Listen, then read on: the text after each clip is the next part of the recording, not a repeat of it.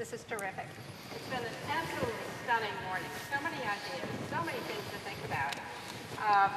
Now we're getting down to the nitty-gritty, the designers, the architects, the people who are going to actually explain their thoughts about how public space can be planned, managed, and designed.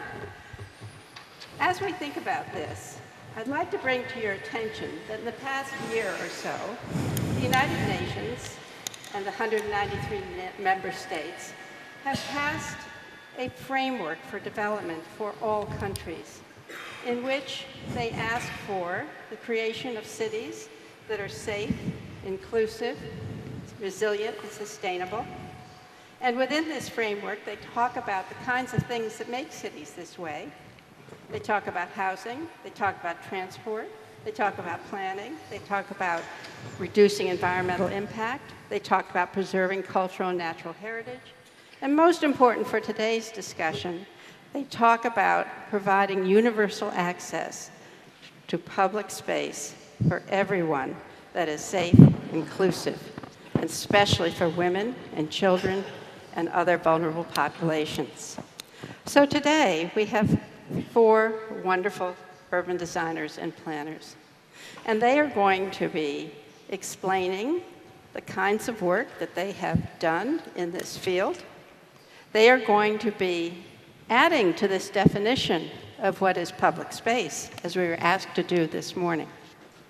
And they are going to be reflecting on this city, their cities, and other cities, and the different kinds of public spaces that exist. So we've asked them to start out with basically thinking about and telling you about the kinds of public spaces that they have worked in and designed. And as they do so, I think you'll begin to discern their definition. And we're going to do this alphabetically. As you can see from your program, Vishaan Chakrabarti is with us from New York, but actually was born in India. And he is the founder of the Practice for Architecture in Manhattan, but has had many jobs in the public and private sector. Simon Ewings is the managing director of Snohetta, the Norwegian firm, and he has designed the Norwegian Opera and Ballet House, as well as supervised the San Francisco Museum of Modern Art. Francisco Sanin comes to us from Medellin, where he studied architecture and worked in the transformation of that city, which he will tell you about, as well as other things. He is currently a professor of architecture at Syracuse University. And Barbara Southworth was director of spatial planning for several years in Cape Town, where she created and crafted something called Dignified Places, and currently now has her own practice. So we'll start with Vishaan. Tell us, Vishaan, about some of your work and some of your ideas. Well, it's been fascinating hearing all the conversations about public space today. And it's refreshing, actually, because I think in some of the work I've done, and I think probably many people in the audience, that over the last 10 years especially, that the talk about public space has really been dominated by sort of what I call the Copenhagen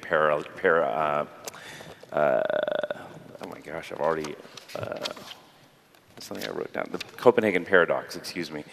I was like parallelogram, paradox.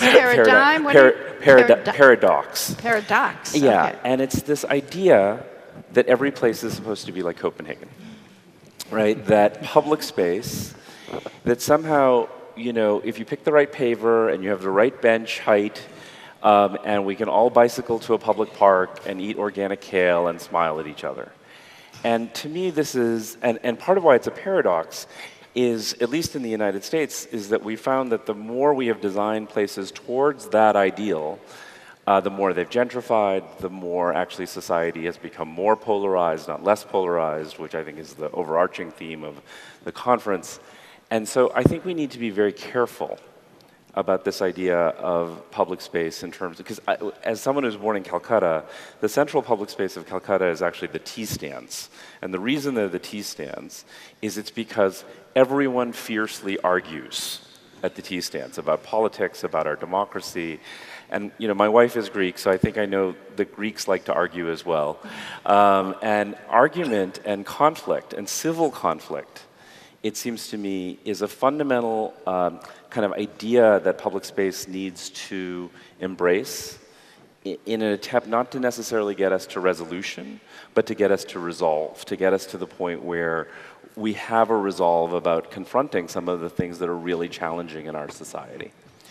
And as an architect, I think the way that translates into work is trying to work in spaces that I think the profession has, over the course of the last 20 years, really been ignoring.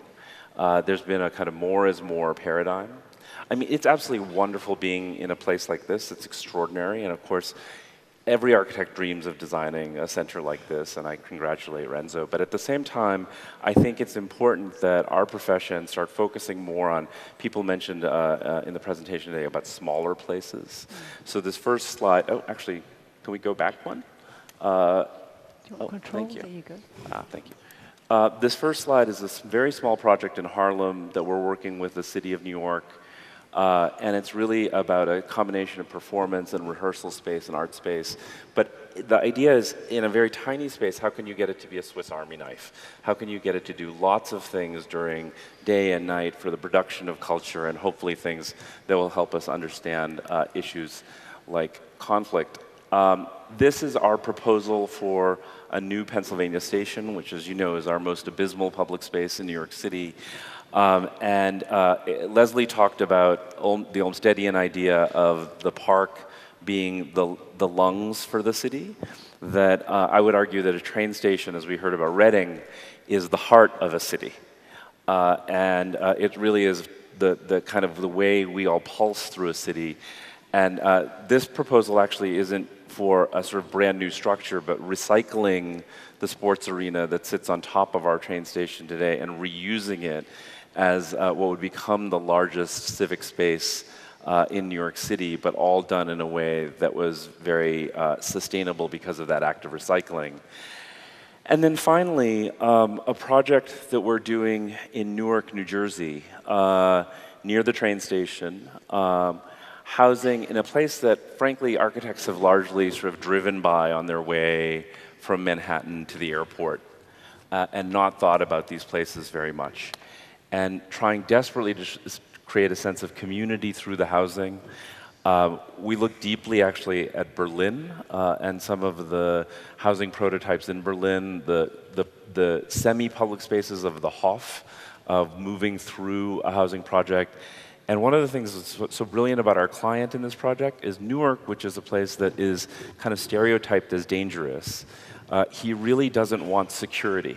And so the whole idea of designing in this place of conflict where there were riots, an enormous amount of racial tensions, but at the same time a wonderful city, Sarah Vaughan, was born in Newark, an amazing Portuguese community, extraordinary African-American community.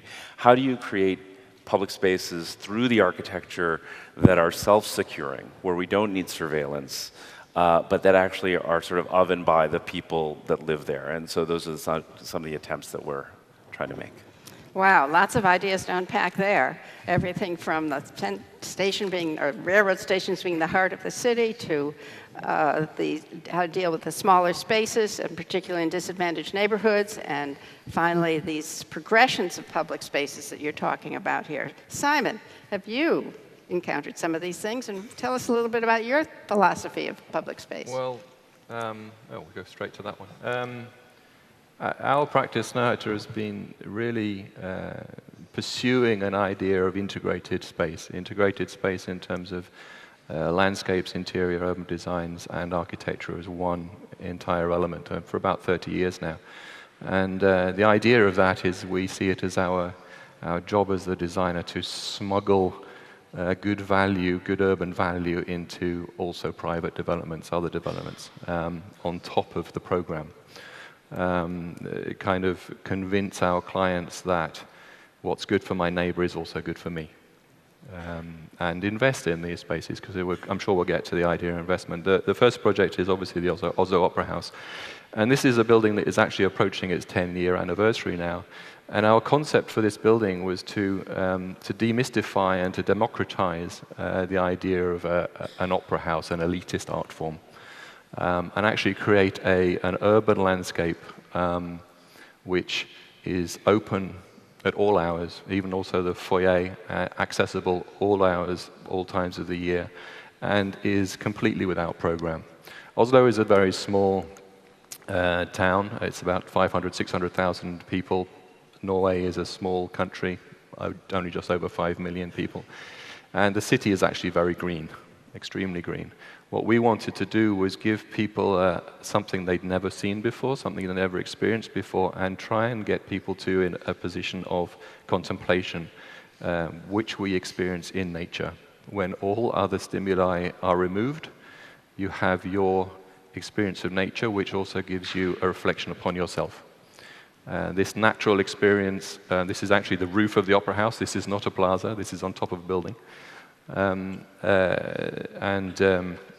The opera is an experience of art. To experience art, you have to have the experience of being alone together. Just a second here. We're experiencing nature. All I see is white marble. Yeah. Tell me about that. It's an abstraction of nature, of course. The idea being that in nature you are yourself, you are alone with nature. If we had put a coffee shop up here, it would have been commercialization of a space. What we wanted to achieve was a real contemplative space in the center of a bustling city, and a new experience, not of a green space which represents nature in a very direct way, but an emotional, experiential happening. Closer to the heavens? Hopefully. The next project is one that's quite close to my heart, and this is a design that's going on site hopefully next year. This is the headquarters for Le Monde Group, the newspaper group in Paris. And the interesting thing about this is it's a headquarters building which brings together all their employees into one space very close to the River Seine. But what we wanted to achieve also was a real connection with the public. So we introduced the idea of a public plaza underneath the building. The interesting thing about this was that as the jury was sitting, reviewing the process, the attack on Charlie Hebdo happened. So the idea of allowing onto a privately owned space, creating publicly open, accessible space directly under their offices, we assumed that we wouldn't have a chance of winning the competition. All credit to Le Monde. They looked at this idea and said, this is how we should react to a terrorist attack. We should be in communication with our society, with our readers, with our neighbors. We should allow those people to come into contact with us. So Simon, excuse me, but let's go back to that slide again. I'm having a hard time finding the public space. So underneath this arch. Deconstruct that for us all. So there's an arch in the middle of the building Thank you. here. The building actually spans and is a bridge in itself. It's a bridge building. It's mostly private space. It's the office spaces. There are a couple of public spaces inside the building, but the open public space, which is also part of a thoroughfare, is under the arch, and this is underneath the arch. Thank you. So this will actually be a public thoroughfare, a public performance space. It will be choreographed. The LEDs are part of a digital choreography of the space as well, so it'll be used actively. So this is one of the things we try to do with our work is really discuss the symbolic nature of design. What does this say to the people passing it, the people using it, about the institution or the owner or the city? And that idea really also comes, I'm sure this is something you know very well, to our pedestrianization of Times Square. Trying to really define a square where there was no square. There's this idea in New York, that around the world, that Times Square is a place. In actual fact, it has never been a place. It's a crossroads with a lot of traffic and a lot of infrastructure. And our work in this case was to to pedestrianize the space, but remove infrastructure, to remove as many of the conflicting impetus as possible in that space and give room for the public to simply be there. If we go back to this one. All the infrastructure of which had been layered on over the last 100 years in the streets has been condensed, removed as much as possible, and actually placed into furniture elements, which can be used as stages and could be used as staging points for activities. We even removed street lighting. There's no street lighting here anymore. Right, and in this case, you were able to take the advantage of the layout of the streets, which created some triangular spaces that you were able to dedicate to public space. Yeah. Against much opposition of taxi cab drivers, as I remember. Much opposition. However, they found they could go quickly. Francisco, you're from Medellin. Yes. And in your lifetime, you've experienced a tremendous amount of growth in that city, I'm sure. In fact, you and Barbara are representing, in a way, the world that is rapidly urbanizing today. In fact, some say that in order to accommodate that population, we're going to have to, those places, Asia, Africa, parts of Latin America, are going to have to build the equivalent of a city every week for the next 40 years. Wow. So Vishaan and Simon had the benefit of already built cities, but you and Barbara are dealing with cities in growth. So tell us a little bit about that. The case of Medellin is becoming a bit of another paradox, a bit of a paradigm where architecture and urbanism became tools of a very radical social and political transformation. They are really probably the key case to argue for the fact that public space is basically political, that it is a contested territory, that is something that, in our case, it was a city that was deep into the drug violence, so the war violence has been mentioned many times today, and the fact that on the one hand, one should argue that the city is a contested place, it's a place of negotiation, of transactions, but that there's a difference between the conflict of inherent in the city, multiple identities, actors, and the violence that, in a way, closes the possibility of public space. And what had happened in Medellin during the drug wars years is that the violence had canceled public space. It had stopped the city from being a city. It had become a place of fear. In fact, you told us a story this morning where you were visiting your relatives and you wanted to go 2 houses away and you walked there, but then you couldn't walk back because there was so much violence in the street. Yes. I mean, this seems inconceivable.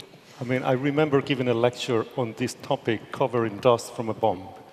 I mean, it was the kind of... but it's a city of paradoxes. At the same time, we had a poetry festival that would gather 30,000 people in a stadium to listen to poets from all over the world, half of which the people would never understand their language. So there was this sort of dual question of fear and at the same time hope and optimism and value of culture. And I think in this case, the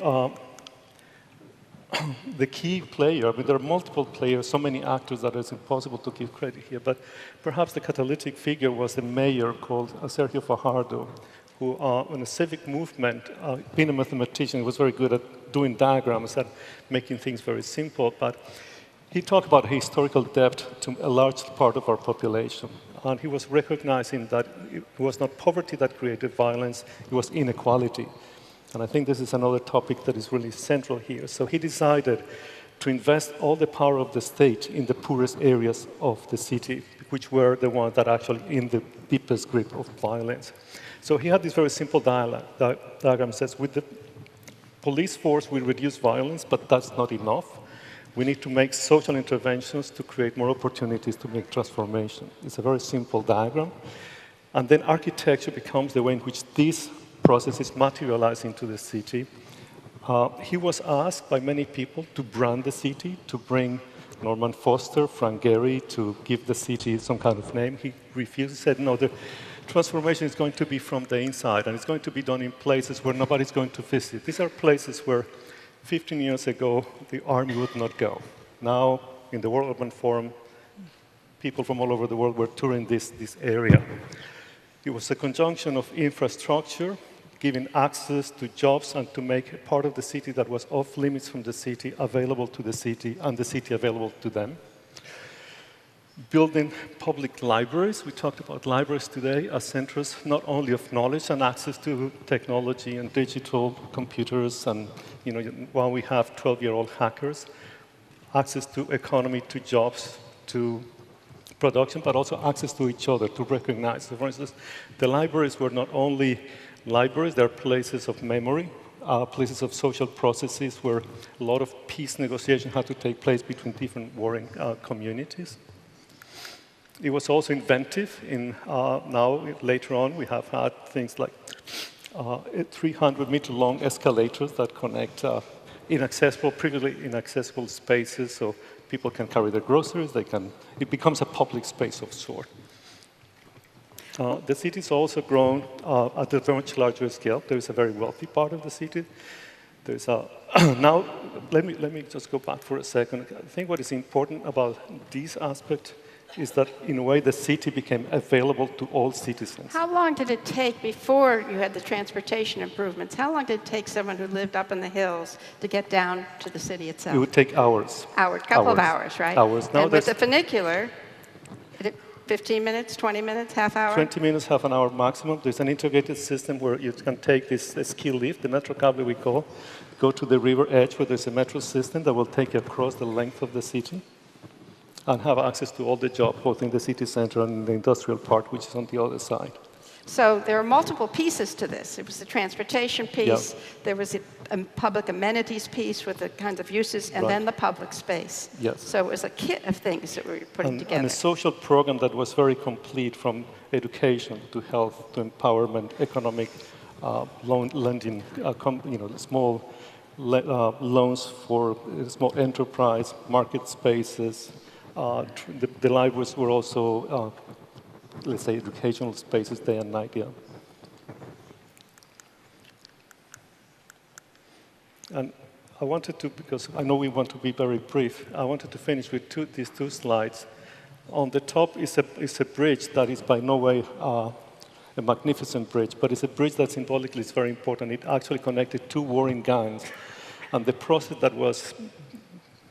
that took place in order to generate this bridge of negotiation, of establishing peace, of allowing the two communities, which before they would shoot at each other, they would drop the bodies in the middle of the space, to become a public space that not only connects them, but as you can see, it becomes a play area, a place for memorials, for barbecues.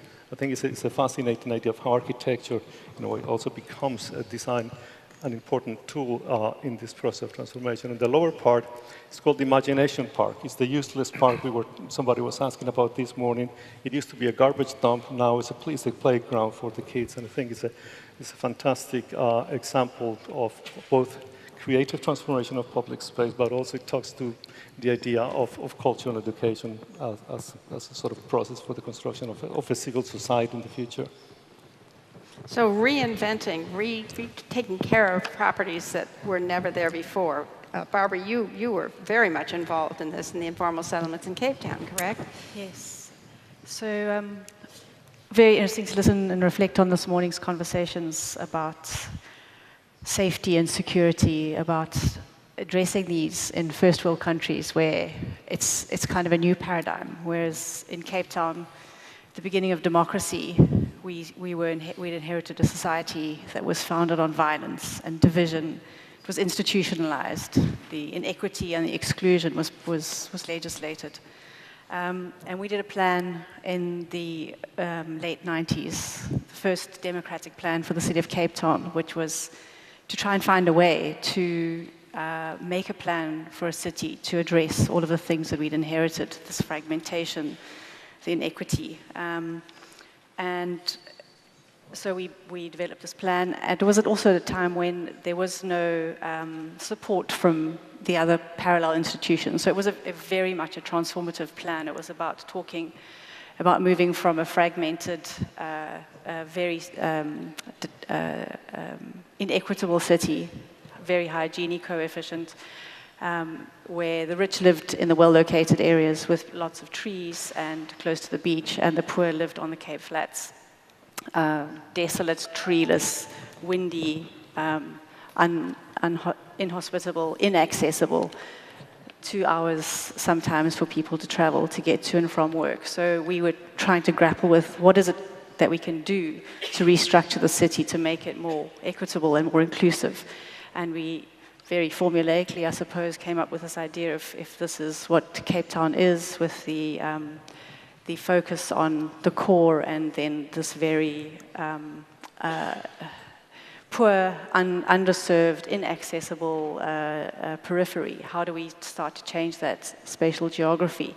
And we spoke about the concept of urban acupuncture and starting to create a series of spaces or hierarchy of investment in public infrastructure, starting with the concept of access and building around access to access, supplementing that with public space and investment in public space as the forecourts and arrival places for public transport, and then starting to cluster public amenities around those, libraries, halls, clinics, which at that time were dispersed and fragmented and surrounded by fences and built as though it was a concentration camp, keeping people in, or actually fencing people out of their own halls and libraries.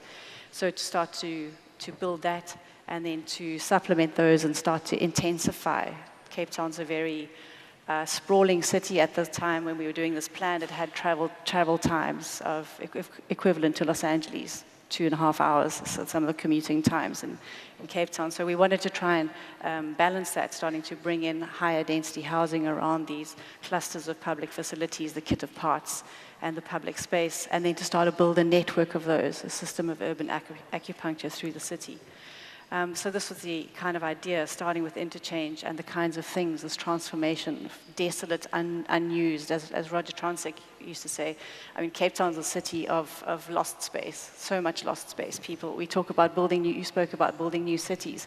I'm not sure we need to build new cities. I think we need to remake the ones we have. We need to densify them. We need to transform them. I don't think we need new cities. We can barely afford the ones we have. Even Europeans can't. I was actually talking about accommodating the population would take the equivalent of building city exactly. million. So this notion of densification, I think, is fundamental to this idea, but it was all wrapped around the idea of public space and the clustering of facilities. So this was the era being able to do lovely digital rendering. So we had an artist who drew these imaginings to try and explain to people how over time we could start to invest in public space and transform these spaces through a series of interventions. And a station which was muddy in winter. People used to have to 15 to 20,000 people a day went through that station and got their feet covered in mud in the middle of winter in the rain. Businesses trying to operate out of shipping containers and cardboard box and timber shanty shops, to a space where we took a budget from our transport colleagues and said, let's make this in a different way to just a standard taxi rank for the poor. Let's make it into a space that's inclusive and diverse and actually a little bit unprogrammed. They wanted their taxi rank, they got their taxi rank, the transport people, it was their money. But we also managed to create a space for traders and a space for people to just come and sit. A kid who lives in a tiny little shack and no place to study, to go and sit somewhere under a tree and read a book. I'm happy to say those trees are much, much bigger. That's quite an old photograph. And transforming a space in relation to a cluster of public buildings. We were involved in sort of forcing the departments across the municipality to co-locate their buildings, a swimming pool, a library, a community hall, and take down the fence. So the image on the left is the image of the community hall with its fence around it and a stormwater drainage, and that was the transformation of that space and accommodating. When we spoke with the community in the processes of developing the space, they said, well, what do you need? And they said, well, we hold a lot of choir competitions in this building, and there's nowhere to have group portraits taken at the end of the choir competition. So can we have some steps to do the photographs? Unfortunately, that helped us deal with the drainage issue on the site as well. Yeah, so those are the kinds of things that we've been doing and trying to achieve this transformation in Cape Town. But it's, I think what I'd just like to say, just to reflect on this morning, we were speaking about what is public space, and David Crane, a very unknown or underknown great urbanist who in fact is... From the University of Pennsylvania. That's right, as was my teacher. I come from the Penn lineage, but he spoke about public space as being one of the civic institutions of the city, and I think that is what is happening in Medellin. We're trying to explore ways for this thing that Western society knows, the agora, these beautiful public spaces of Italy and elsewhere in Europe. We were talking to people about, we want to bring you public space, and they were, well, what is that? We've never seen such a thing. So it was, how do you begin a conversation about that? And there's an interesting, so we called it the Uluntu Plaza People Spaces program, a real mouthful, but we were trying to get through what it's about. And Ubuntu means welcome to all.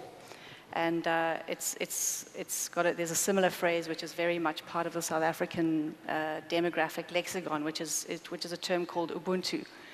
And that is the belief in a universal bond of sharing that connects all humanity. So I think public space is about Ubuntu. And that's what we've been trying to do in Cape Town. Terrific. I've got, by the way, a blank iPad. You're supposed to send questions, so please do send questions, because these folks want to answer your questions, not mine. So, now, we talked earlier about the, what do you think are going to be the new public spaces? We've talked about public spaces that you've created in traditional cities or in growing cities or whatever, but there probably are new places that we're going to have to be thinking about public space. Do you want to try and tackle that one? How about you, Vishaan? Well, I think one of the more interesting conversations I had, about a week ago, we had a visit in our office from someone who wants to design a bazaar in Ulaanbaatar, Mongolia. And this is because Mongolia, it's a fascinating thing. It's traditionally a nomadic culture, and not one so geared towards dense urban life. And so a lot of the kind of Western models that people have been trying to build there have been failing. And so the real discussion was, how do you create space for the urban nomad? That if you think about life in a city and life as a nomad in nature, that maybe there are parallels, right? But they're less about sort of spaces that command and control and tell you where to go, but more spaces where you're constantly in a world of discovery. And so if you think about the bazaar in contrast to, say, the shopping mall, where the shopping mall is always trying to guide you and confine you and sort of casino-like bring you to shop in a certain way, that a bazaar is about this sense of sort of freedom and autonomy and self-direction, where you're moving in ways that you don't expect. You can get lost. You can find not just shopping, but maybe culture or food or people working.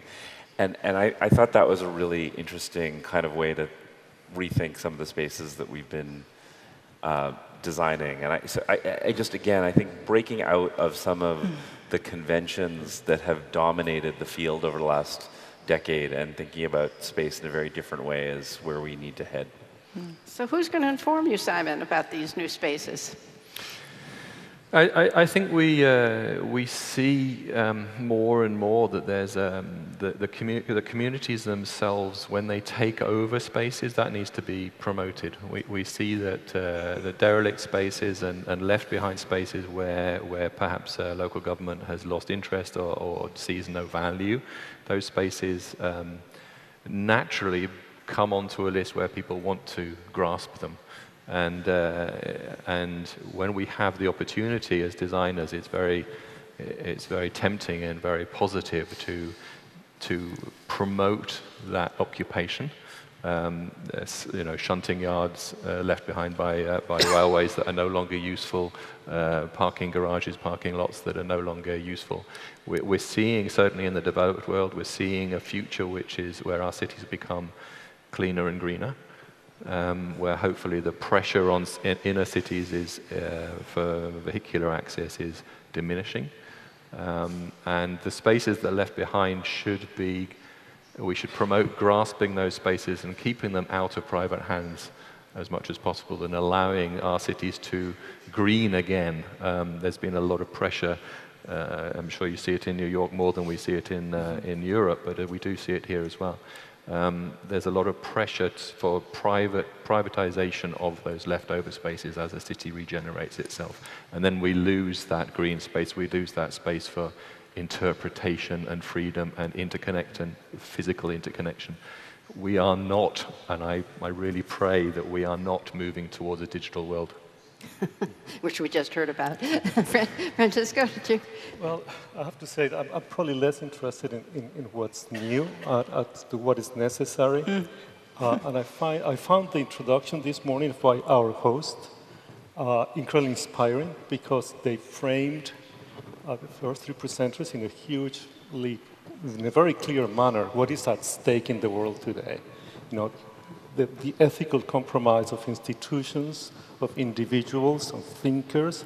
So in a way, the public space is not simply a square or a street or what form it should take, but it's in a way, it's a political space in which we need to construct our own survival. I mean, what I found very exciting this morning was this discussion about the idea of survival, how we live together, how we construct conditions, spaces, relations, and contexts in which we can negotiate our differences, recognizing the increased polarization, the increased inequality, and the fact that we are giving away our cities to profit, as opposed to, you know, in a way, reality is coming back to claim the fact that if we go down that road of inequality, we might perish as a society. Whether it's climate change or social inequality and violence might take over. So there's a huge at stake, and I found an incredible clarity this morning in framing, and then the subsequent discussions from theater as catharsis, as a way of going through human suffering to political thought was incredibly clear, the different spaces in which we negotiate these conditions. So I think framing and recognizing, and as you were saying before, also recognizing that very small interventions, very small spaces might become paradigmatic.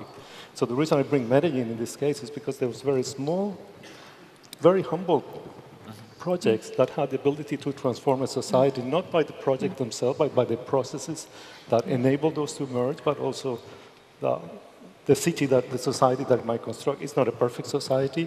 It's not Copenhagen. I call it cappuccino urbanism. I'm not interested in cappuccino urbanism, you know, a place to be happy in a cappuccino. But I think there's a huge thing at stake, and I'm really happy to be among a number of people that seem to be very clear in that respect. Okay. I got 3 questions from the audience, so let's go to those quickly. First one. Every generation works to improve on the one that came before us. What's the biggest mistake we're making now, or do we have to be fixed by those who come after us? Oh my goodness. What are we doing wrong? Instead of all this, what are we doing right? What are we doing wrong? Barbara, you want to try that one? I think to sort of, to pick up on what Francisco was saying, I think we aren't, as the opening session said, we're just not addressing inequity. And if we carry on with the privatization of public space, the privatization of the institutions of the city, then we're going to get very lost, I think, as a society. And we're not going to be resilient enough to cope with any of the changes that come down our path. So I think the notion of making not token green building status and all this LEED stuff, you know, honestly, it's I don't want to be dismissive, but it's architecture 101. Orient the building in the right way, use the right materials, and urban design 101. Make the cities work as humane places for people to engage with one another. So I think the drive to privatization is a huge risk, and I think it's probably, you were speaking about that last night, Simon. I think, and in poor countries, it's even a stronger imperative. So how do we build the institutions, David Crane's institutions of the city, in a way that they are places for everybody? And as Renzo Piano said last night, places of beauty, not in the sense of being pretty, but in the sense of authentically being places where you can connect. The beauty of looking into the eyes of those people, that film clip earlier was unbelievable. And I think that's what we stand to lose, is the connection with one another. Can you point out a really horrible thing that's been done? No? By architects and urban designers? That the next generation's going to have to fix? Something horrible? Freeways all over Africa. I mean, you know, we lived through 9/11 and the reconstruction of the World Trade Center site. You know, the public space at the World Trade Center site is a site where you cannot hold a protest. Yes. It is, you can't actually eat anything because there's no place to throw anything out because there are no garbage cans because of the terrorist threat. And you cannot sing. You can talk to a police officer or a security guard at the World Trade Center site and they will tell you that you can't sing because that's understood to be a space of protest or a form of protest. And so, I mean, this is really problematic. I think that especially in the United States, that we have subverted the idea of public to such a degree that, you know, we now, I mean, let's talk about the 800-pound gorilla, which is our president. We, you know, I mean, We've got a word. Must we? The whole, no, I mean, I mean, in terms of the conference, I think the idea of what is public, particularly in the West, is deeply in question right now. And I think we're seeing it everywhere. And again, the president has talked about privatizing all of our infrastructure. Need we remind anyone that it was a private company that tore down the original Penn Station, that it were private decisions behind New York City's subway system that leads to a lot of the problems that we have today. And so this fact that we're going in circles on these kinds of questions instead of moving forward and actually embracing the idea of the public, I think is the biggest mistake we're making. Francisco, you've seen a lot of this in Asia. Do you want to talk a little bit, or maybe you had some other topic that you went? No, I mean, just to continue what he's saying, I think the belief that somehow automatically the private realm can replace the public is a huge mistake. To think that the logic of profit can somehow automatically generate a public realm is proven incredibly dangerous and even more polarizing, and we see the rise of those ideologies more and more. And I think that politically, that's a very problematic issue. It also goes to practices that where we talk about sustainability in a very polite way, but actually what is behind the non-sustainable are very ferocious, barbaric practices of our relation to the environment. We should also be talking about social sustainability. That might come before climate change. And I think, in a way, it's interesting that while in the West we are convinced of the role of the private, Asian countries are more and more, and I'm not talking necessarily of political ideologies, recognizing, for instance, China has recognized the need to control resources at the world stage. So they're buying, they're not longer colonizing politically, they're buying all the resources in Africa and Latin America. They are now facing, I think, the Asian countries, the results of 20, 30 years of incredibly fast urbanization where they didn't have time to think what they were doing, they were just doing it to resolve, to a moment where they're beginning to be critical of their own strategies. So urban villages in China become important, memory, history, identity. There are a whole set of discussions that are emerging that I think are really important. I wish there would be a presence of those perspectives in this conference, and I'm sure in the future there will be. Okay. Simon, which came first, architecture or public space? That's a question from our audience. Good chicken and the egg question. That's a tough one. I mean, I would say, you know, you've got to say that public space came first. Really? Yeah, because when people gather, the first thing they do is they sit in a circle, they create space. There's no architecture involved. Well, in there that. might be a tent or something. No, but even so, you see signs of African tribal groupings, their gatherings. They started by making a circle of people around maybe a fire, and they made public space for discourse, talking about safety. Then they built that circle, firstly by making a mark on the ground, even with a pretend door, into that circle with no walls. And then you started to build architecture around that space. So I think it's the human nature, the human in all of us, and this goes from culture to culture, is that we want to interact with each other. We are alone together. And the more that public space, and that's why I think architecture is there to support public space, not the other way around. We are alone together so long as we're homogeneous. But if we're not homogeneous, we're not necessarily alone together. So we have the old Frederick Law Olmsted statement that when he was designing some public spaces, particularly Central Park, he said it's a great place because people will be juxtaposed and they'll see each other. Right. But how would you as designers deal with the question of, yes, people like to be together, they often like to be together with their own sorts, but how can you manage this other question of mixing? So, go for it.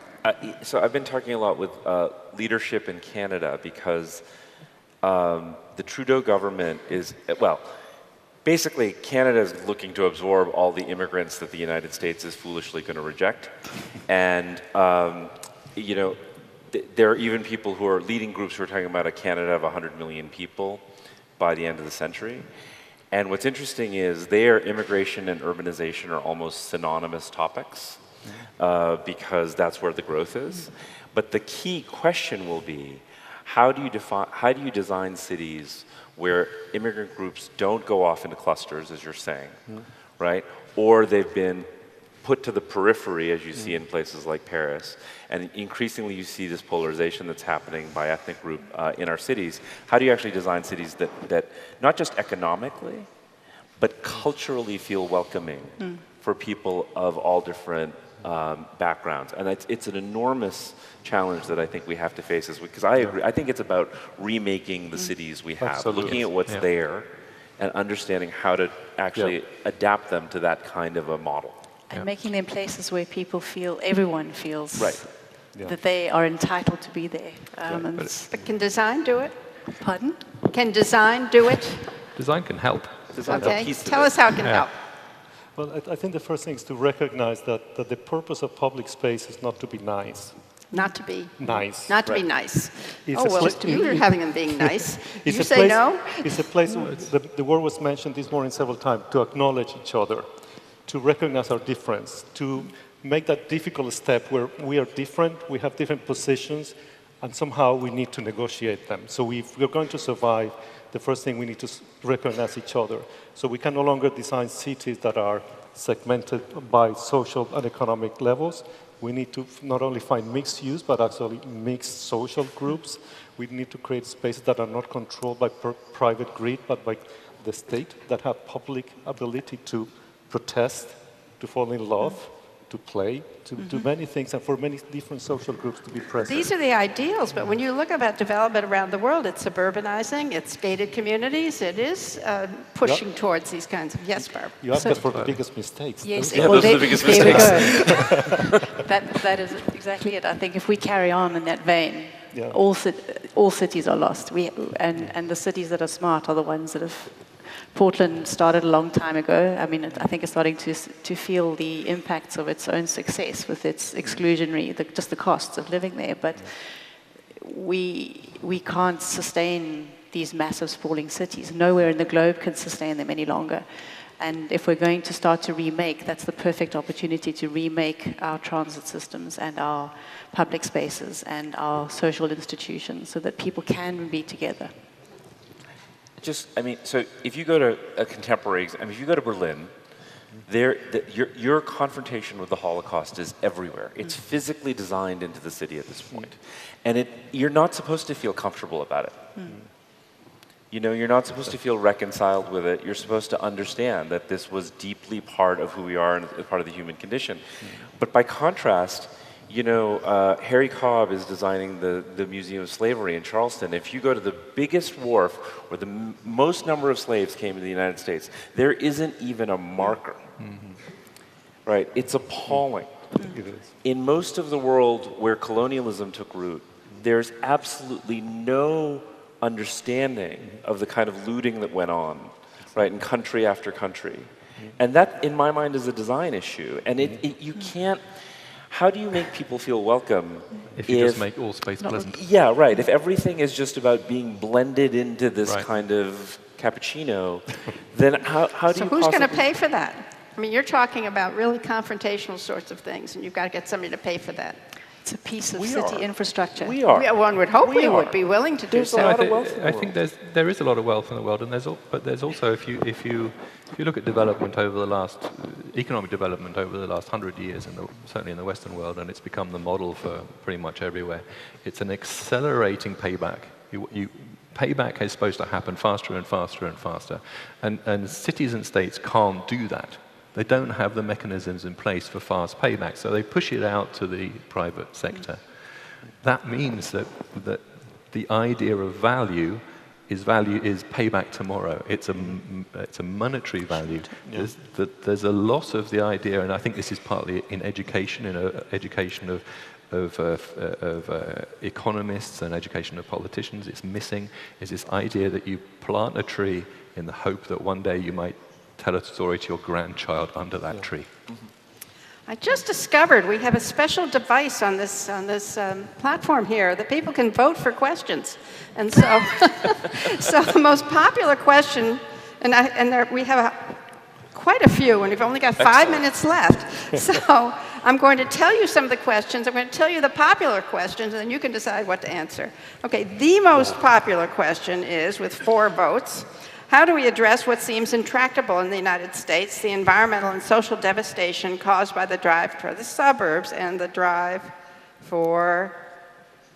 driving associated with them? So that's the suburban decentralization question. Second one, can someone speak to a situation where the plan for public use may have become drastically different in the post-design construction plans? Yes. How did the space facility adjust? You say yes, you'll take that one. Okay. Next one, what kinds of spaces do you see us using in the future in educational institutions to promote the creativity and innovation in the next generation to come? Somebody should grab that question. And Barbara, this is especially for you. What if there is no interest from the government and other stakeholders that have the power and money to back up and instigate this urban acupuncture in a specific community or neighborhood? Where to start? All right. Those are the most popular questions so far. You're going to take the one about I can do that straight away if you like. Okay.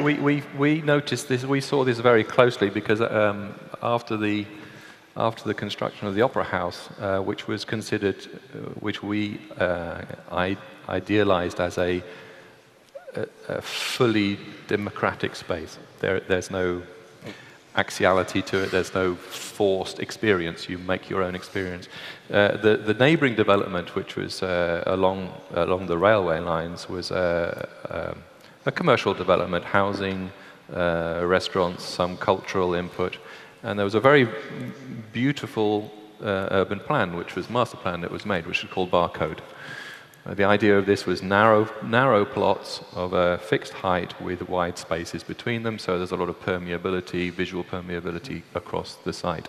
Plenty of open space, lots of access to sunlight, creating new spaces in the city which weren't there before, and would create a community. What happened during the process, though, was that because the city were selling off their sites and wanted to get as much payback as possible for them, they also put onto the developers the responsibility to pay for the urban infrastructure, the urban spaces, the public spaces, the parks, the green areas, the furniture, all of that. What therefore happens is that the developers say, well, we're walking away unless we can have the buildings twice as high and twice as wide. We're not interested in paying for that little space, so we want to pay for as little of it as possible. And of course, a big tug-of-war process goes on, and you end up with small spaces with little light, a lot of wind problems. They're not terrible. The designers have worked their butts off to try and make them acceptable. But the process, the political process, simply was not strong enough to stand against private developer muscle. Well, this goes back to the original question of why isn't the public taking more responsibility for public space and not giving the private sector the responsibility for doing it. And that means we all have to pay for it. Are we willing to pay for it? How about the acupuncture question? So, in South Africa, we're really facing the precipice in terms of the sustainability, the financial sustainability of cities and towns.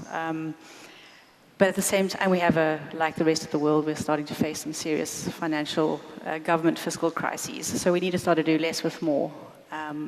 I mean, sorry, more with less, much more with much less. But the reality is also money is being spent. It's just being spent badly, and it's being spent in an uncoordinated way, and it's being spent in where one department's problem gets exacerbated. One department's program creates a problem for another department. Schools, the Western Cape, which is one of the wealthiest provinces in the country, they can't maintain their schools. We have to start cutting down schools, closing down schools. So talk about institutions of the city in a society where less than 20% of the people of South Africans have more than a high school education. So, and how do you reframe those people for a 21st century economy? So we have to start thinking really differently. There's been big shifts in public transport, so funding's going to public transport, but the National Treasury is starting they have a city support program, and we're doing some work with them at the moment where they're looking at, in fact, they're forcing municipalities to spatialize where money is going to be spent, from national to state level, is the provincial government and the local, to effect transformation. So take money that was going to be spent on unproductive things and sprawl and more peripheral ghettos on the outside of the cities, but to take that money and to invest it in the well-located areas, basically build inclusive housing, create public environments, invest in transit, invest in landscape, so that entire package. In fact, they're essentially forcing transit-oriented development by creating criteria for the allocation of funding to cities. So I think it's a case of saying, let's look at what you've got and understand whether it's being spent effectively at the level of the state. We spoke a bit last night about philanthropists, but I think actually what's needed is leadership. The cities that have transformed, may I say, most of the ones that have transformed really well, the mayors have been architects and planners, and just a small point there. So the role of design, I think this notion of trying to understand the urban problem as a whole, it's a holistic and integrative way of thinking about things. So I think design has a big role to play in helping us find the money. But not the only role. So not the only role. No. Very important role. Well, we're coming to the end, but and this audience, you've been wonderful with all these questions. We can't get to all of them, but there is one here that I think everyone should be able to answer on this panel. And this is, how do you see the difference between making a good space and making a good place, in capital letters? Okay? So what's the difference between making a good space and a good place? Who's going to start first? Where do you want we can go along? Or? Oh, you want to be last? Okay. I don't know. I can be first or last. I don't mind. Doesn't matter. I think a space can be pretty. A place must be beautiful in the way that Renzo Piano defined it yesterday. It must work. It must connect. It must function as a place for all. The place for Ubuntu. Okay. Place implies some form of identity, some form of appropriation. It implies a subject. It implies somebody who occupies it, who claims it. It implies some form of sharing, of commonness. Space is an abstract notion that could also have some of those qualities. I don't think they're mutually exclusive, but if we were going to split them, I would imagine that a place implies occupation, implies identity, implies a history, implies a memory, and implies a future, implies some kind of political project in the long term. In the general sense of politics, not of the state politics or the governor or the mayor, but in terms of how we live together. So this is the moment where we acknowledge each other, as we said before, and where we share. Aldo van Eyck, the great Dutch humanist architect, talked about the difference between space and program versus place and occasion. Yeah. And that's a good one. That basically a place is a space that allows for unanticipated occupation. So the classic example is the staircase. So a strictly kind of engineering definition of what makes a staircase right is that it meets its function, it's safe, etc. But a designer is thinking about that staircase differently in terms of how might people occupy that and create turn a staircase into a theater, turn a staircase into a gathering spot, into something that was much more than just simply going up and down as a sort of satisfier of function. And I think that is the fundamental difference. Okay, yeah, nice. It's the same question as what's the difference between a house and a home. When you occupy it, when you make it yours, when you add your level of meaning and your history and your hopes and your dreams onto a house, it becomes a home. The same with space and place, and I wish actually it's a bad thing, and I do it myself, and most architects do it. We should stop talking about space. Because space is not what we're trying to create. Place is what we're trying to create. Meaning is what we're trying to add. Value, which is beyond the monetary, is what we're trying to put into these spaces.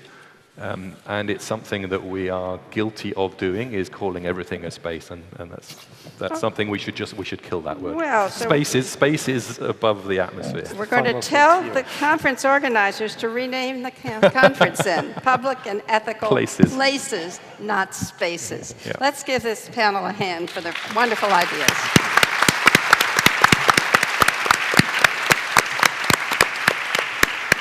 I guess we vanish. Thank you all very, very much. And now we have arrived to the last but not least panel of the day. It's plenary session 2. The title is Imagination, Creativity, and the Use of Art in Reactivating and Redefining Public Spaces.